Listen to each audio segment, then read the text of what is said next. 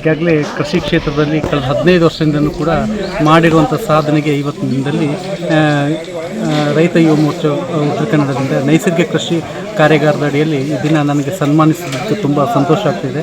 ನಾನು ಮಾಡ್ತಿರುವಂಥ ಕೃಷಿಯ ಬೆವರಿಗೆ ಒಂದು ಪ್ರತಿಫಲವಾಗಿ ಇವತ್ತಿನ ಈ ಒಂದು ಕಾರ್ಯಕ್ರಮದಲ್ಲಿ ಸನ್ಮಾನಿಸಿ ನನ್ನ ಕಾರ್ಯಕ್ರಮದಲ್ಲಿ ಮಾತನಾಡಲಿಕ್ಕೆ ಅವಕಾಶ ಕೊಟ್ಟಂಥ ಎಲ್ಲರಿಗೂ ಕೂಡ ಆತ್ಮೀಯವಾಗಿ ಅಭಿನಂದನೆ ಸಲ್ಲಿಸ್ತಾ ಇದ್ದೀನಿ.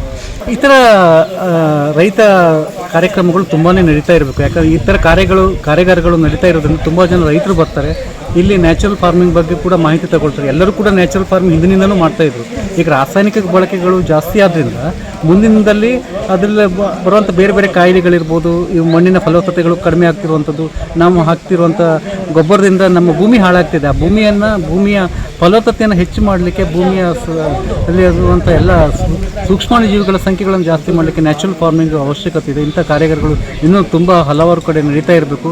ರೈತರಿಗೆ ಪ್ರೋತ್ಸಾಹಿಸುವಂಥ ಕೆಲಸಗಳು ನಡೀಬೇಕಂತ ನನ್ನ